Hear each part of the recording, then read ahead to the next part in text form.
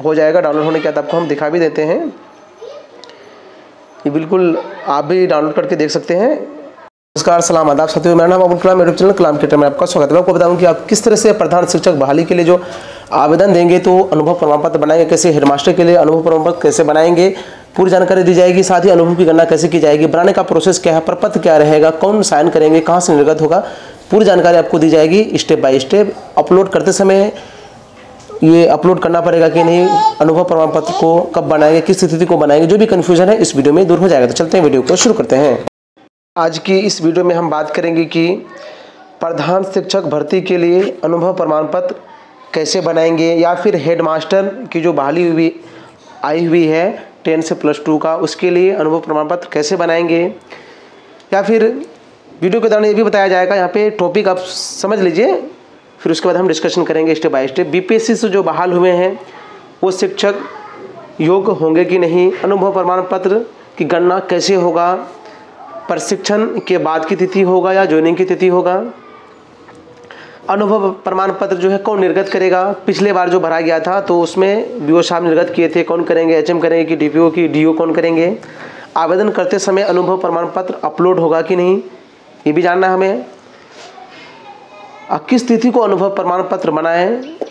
जितनी भी प्रश्न आपके मन में उठता होगा संभवतः हम उसका जवाब देंगे, क्योंकि मेरे भी मन में ये सवाल था और ये वाजिब बनता भी है। हो सकता है इसके अलावा भी आपका क्वेरी रहेगा, तो अगर हम वीडियो में उसको कवर नहीं कर पाएंगे तो आप कमेंट कीजिएगा, फिर नेक्स्ट वीडियो में या फिर कमेंट के माध्यम से आपको समझाने का प्रयास करेंगे। और एक ये तो प्रधान शिक्षक की बहाली के लिए प्रपत्र है, और एक हम हेडमास्टर का भी हम ऑफिशियल वेबसाइट के थ्रू बीपीएससी का वेबसाइट में जाएंगे, वहीं से डाउनलोड करके आपको दिखाएंगे, फिर बाकी प्रक्रिया हम बताएंगे आपको। वीडियो को कंप्लीट वॉच कीजिएगा, स्किप नहीं करना है। स्किप करने से आपको फिर वीडियो देखने का कोई फ़ायदा नहीं रहेगा, क्योंकि आप पूरी जानकारी आपको नहीं मिल पाएगी। पूरी जानकारी आपको चाहिए तो इसलिए कंप्लीट वॉच कीजिएगा। अब तो वीडियो को लाइक नहीं किया तो लाइक कर दीजिए और अच्छा सा कमेंट भी कीजिए। बीपीएससी का ऑफिशियल वेबसाइट में हम आ गए हैं। यहाँ पर हम ऑफिशियली जो नोटिस है उसको देख के फिर आपको समझाएंगे। यहाँ पर देख लेते हैं कि प्रधान का और एचएम का जो नोटिस आया हुआ था कितने नंबर पे है, यहाँ पर देख लेते हैं। दो तरह का विज्ञापन है, एक है हेड टीचर मतलब प्रधान शिक्षक का, जो कि 1 to 5 और 6 to 8 के विद्यालयों में नियुक्त होंगे, और यहाँ पे एक हेड मास्टर जो कि 10 से +2 के विद्यालय में नियुक्त होंगे। तो यहाँ पर हम जो यहाँ पर एक्सपीरियंस सर्टिफिकेट का जो परफॉर्मा है बीपीएससी के द्वारा दिया गया है उसको हम दिखा देते हैं। जैसे इस पर क्लिक करेंगे तो यहाँ पर डाउनलोड हो जाएगा। डाउनलोड होने के बाद आपको हम दिखा भी देते हैं, ये बिल्कुल आप भी डाउनलोड करके देख सकते हैं। ये नहीं कि हम अपने मनगढ़ंत बनाए हैं। अनुभव प्रमाण पत्र सिर्फ आवेदन भरने हेतु, मतलब आवेदन जब भरेंगे उसमें लगेगा। विद्यालय का नाम, प्रमाण पत्र संख्या, कौन यहाँ पे प्रमाण पत्र संख्या डालेगा वो भी बताएंगे, दिनांक, उसके बाद आपका यहाँ नाम होगा, उसके बाद पिता का नाम, विद्यालय का नाम, विषय, पद मतलब कौन से पद, पंचायत शिक्षक पद की प्रखंड शिक्षक या फिर जो भी जिला परिषद शिक्षक जो भी हैं, दिनांक इतना से, मतलब यहाँ पे ज्वाइनिंग तिथि हो जाएगा आपको। अद्यतन मतलब कि अद्यतन का मतलब क्या है, करेंट वर्तमान शिक्षक पद पर कार्यरत है, मतलब इतना से वर्तमान तक कार्यरत हैं। इन्हें बीएड की परीक्षा, ये देखिए हम जो अभी डाउनलोड की हेड मास्टर वाला की है, इसलिए यहाँ पे बीएड लिखा हुआ है, ठीक ना। तो बीएड की परीक्षा दिनांक इतना से उत्तीर्ण है वो फिर रहेगा। प्रधान शिक्षक का भी बता रहे हैं अभी, हेड मास्टर वाला देख लीजिए। तो यहाँ पे टोटल डिटेल्स फिल करने के बाद प्रधान अध्यापक या फिर जो भी प्रभारी प्रधानाध्यापक है उससे सिग्नेचर करा करके डीपीओ साहब का यहाँ पे सिग्नेचर होगा। देखिए स्पष्ट लिखा हुआ है, जिला कार्यक्रम पदाधिकारी स्थापना का हस्ताक्षरों का चयन के पश्चात नियुक्ति हेतु अनिवार्य प्रति हस्ताक्षरित करने का मतलब ये है कि आवेदन करते समय ये लगेगा आपको। अब क्या करेंगे, दिनांक पता कौन डालेंगे, तो यहाँ पर आपको अभी फिल कर लेना है और हेडमास्टर साइन कर लेंगे। संबंधित डॉक्यूमेंट्स जैसे कि बीएड का डॉक्यूमेंट्स हो गया, आप टेट पास या एस्टेट पास है उसका डॉक्यूमेंट्स, ज्वाइनिंग तिथि, योगदान पत्र, ये सब अटैच करके आप एचएम से सिग्नेचर करवाने के बाद जो क्या करेंगे, इस पर सभी डॉक्यूमेंट साथ में रहेगा। साथ ही एचएम से यहाँ सिग्नेचर कराने के बाद डीपीओ ऑफिस में जाएंगे, वहाँ से निर्गत होगा। मतलब यहाँ पे देख लिए कि हेडमास्टर का जो किससे होगा, डीपीओ साहब के वहाँ से निर्गत होगा, लेकिन बाकी का कैसे होगा। फिर ये जो ये अनुभव का गणना है उस पर भी हम बात करेंगे। सबसे पहले बात कर लेते हैं ये प्रधान शिक्षक का फिर फॉर्म वाले, तब उसके बाद अनुभव का गणना कैसे होगा, फिर हम नियमावली पर भी बात करेंगे, देखेंगे उस नियमावली से ही आपको समझाने का प्रयास करेंगे। मास्टर वाला देखिए आप यहाँ पे है अनुभव प्रमाण पत्र किसका, प्रधान शिक्षक के आवेदन के लिए, ठीक है ना। तो यहाँ पर इसी तरह का है डिटेल्स है, जो कि प्रमाण पत्र संख्या, दिनांक आपको नहीं भरना है, विद्यालय का नाम, शिक्षक का नाम, पिता का नाम, विद्यालय का नाम, विषय, पद, दिनांक इतना से कार्यरत है, मतलब ज्वाइनिंग तिथि, इसके बाद इनकी नियुक्ति तिथि जो भी यहाँ फिल करेंगे, और प्रशिक्षण उत्तीर्ण जब ट्रेनिंग पास की है वो तिथि। उसके बाद यहाँ पे ऑब्लिक दिया हुआ है, विद्यालय के प्रधान अध्यापक या प्रभारी प्रधान अध्यापक या बीओ साहब का हस्ताक्षर लगेगा और डीपीओ साहब का हस्ताक्षर लगेगा। तो यहाँ पर क्या करेंगे आप, फिलअप करने के बाद एचएमसी साइन करा करके डीपीओ साहब के यहाँ पर आपको ले जाना है। तो साथ में डॉक्यूमेंट्स क्या क्या लेके जाइएगा, देखिए यहाँ पे ज्वाइनिंग लेटर तो चाहिए आपका, फिर योगदान पत्र चाहिए, साथ ही प्रशिक्षण का प्रमाण पत्र चाहिए, वो साथ में लेके जाइएगा, बन जाएगा। लेकिन गणना कैसे कब किया जाएगा, 8 साल का जो अनुभव मांगा गया है 1 to 8 के लिए, मतलब 1 to 5 या 6 to 8 के लिए भी फॉर्म प्रधान शिक्षक की भर्ती के लिए भरते हैं, तो आपका 8 साल का एक्सपीरियंस। तो यहाँ पर सवाल उठता है कि इससे पहले जो वैकेंसीज निकली थी उसमें क्या था कि प्रशिक्षण या नियुक्ति जो बाद में हो, कहने का मतलब कि मान के चलिए हम 2010 में बहाल हुए हैं, लेकिन अगर हम 19 में किए हैं तो मेरा 8 साल पूरेगा, नहीं पूरेगा। लेकिन इस नियमावली में क्या है कि शिक्षण कार्य मतलब जैसे योगदान किए तब से आपका गिनती होगा एक्सपीरियंस का। यहाँ पे कन्फ्यूजन है, बहुत सारे साथी सोच रहे कि नहीं, इससे पहले भी ऐसा हुआ था कि आपका प्रशिक्षण तिथि जो बाद में होगा, योगदान या प्रशिक्षण जो बाद में होगा तब से गणना किया जाएगा। तो उससे बहुत सारे शिक्षक, जैसे कि एनआईएस से बहुत सारे साथी क्या किए हैं, डीएलएड किए, तो वो सोच रहे हैं कि सर हम अप्लाई कर पाएंगे कि नहीं, क्योंकि नए शिक्षक बहाली में तो उसको योग नहीं माना गया है। देखिए आप ऑलरेडी शिक्षक हैं, जो शिक्षक ऑलरेडी हैं उसी के लिए आवेदन मांगा गया है, आप बेशक कर सकते हैं, इसमें कोई दिक्कत की बात नहीं, बशर्ते कि आपका क्या होना चाहिए, 8 साल टीचिंग एक्सपीरियंस। तो कब से कब तक होना चाहिए वो हम नियमावली में लिखा हुआ है, वो देख के ही बात करेंगे। ऐसे बोलेंगे तो आपको लगेगा कि हवाई में बात चल रहा है। तो आपका ज्वाइनिंग तिथि से 8 साल होना चाहिए, 8 वर्ष होना चाहिए।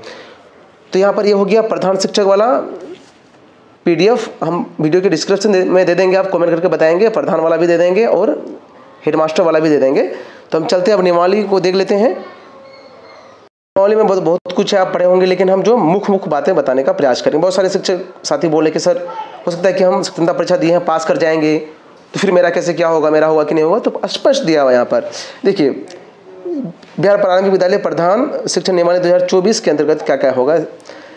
ऐसे सभी प्रशिक्षित प्रारंभिक शिक्षक जिन्हें स्थानीय निकाय द्वारा नियोजित शिक्षक किया गया, मतलब नियोजित किया गया है, और जो संबंधित स्थानीय निकाय शिक्षण नियमावली 2020 से आच्छादित हैं, इसको विस्तार से भी हम मौखिक से मतलब अपना इसके अलावा भी समझाने का प्रयास करेंगे। इसमें वैसे शिक्षक भी शामिल हैं, जो ये सबसे बड़ी बात है यहाँ पर देखिए,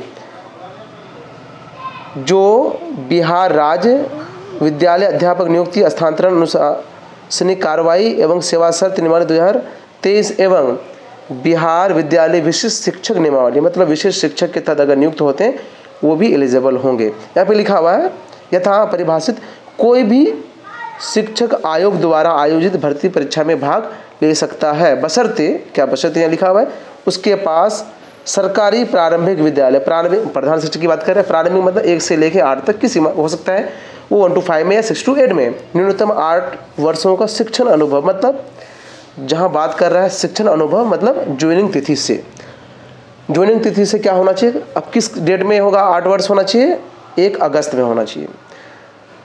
तो रही बात 2016 में जो कुछ शिक्षक बहाल हुए हैं, फरवरी में जो बहाल हुए हैं उनका योग है, क्योंकि ये अगस्त में काउंट किया जा रहा है यहाँ पे, फरवरी में भी किया जाता तो हो जाता, लेकिन यहाँ पर बहुत सारे शिक्षक नवंबर में बहाल हुए हैं तो उनका नहीं होगा। मतलब 2016 में जो बहाल हुए हैं फरवरी में, जितने भी उससे पहले हैं सब क्या है, एलिजिबल है। रही बात जो बीपीएससी से नए शिक्षक बहाल हुए हैं उनका क्या होगा, तो देखिए उनका जो नए शिक्षक बहाल हुए हैं उनका तो 8 साल टीचिंग एक्सपीरियंस नहीं हो रहा है, लेकिन जो ऑलरेडी नियोजित शिक्षक थे पहले हैं, पुराने शिक्षक हैं, मतलब जैसे कि मान के चलिए 2016 में बहाल हुए या फिर उससे पहले हुए हैं, अभी बीपीएससी में चले गए हैं तो होगा। अब रही बात क्या कि कहाँ से क्या होगा उसका, तो देखिए जिस विद्यालय में आप कार्यरत थे, जितना दिन थे वो लिख करके आपको लेके जाना पड़ेगा, एचएम से सिग्नेचर करा करके, तब आपका फिर बन जाएगा, क्योंकि आपका कंटिन्यू सर्विस ब्रेक नहीं हुआ है आपका।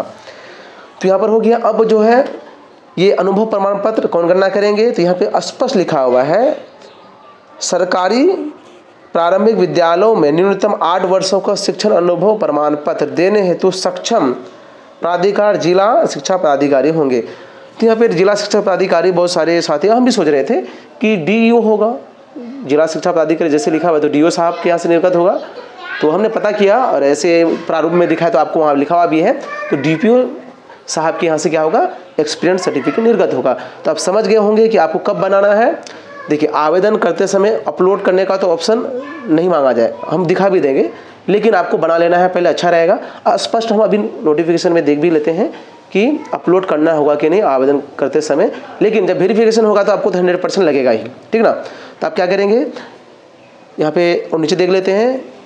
तो यहाँ पर संभवतः सभी प्रश्नों का जो है उत्तर मिल गया आपको कि अनुभव प्रमाण पत्र की गणना जो है, अनुभव प्रमाण पत्र बनाएंगे तो कब से कब गणना की जाएगी, प्रपत्र कैसा रहेगा, प्रोसेस क्या है, कहाँ से क्या करना है, ये सारी बातें हम बता चुके हैं। देख लेते हैं अपलोड करते समय कौन कौन से डॉक्यूमेंट्स लगेगा।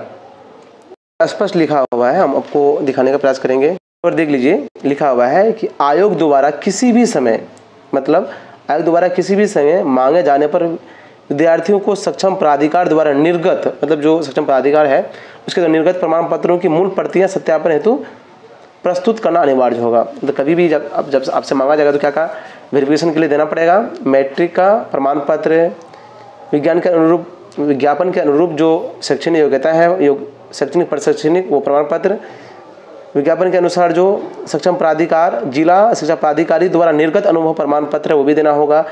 फिर जो बीसी या ईबीसी है उसको क्रीमिलियर सर्टिफिकेट चाहिए, लेकिन 1 साल निर्गत तिथि से लेकर के 1 साल के अंदर का।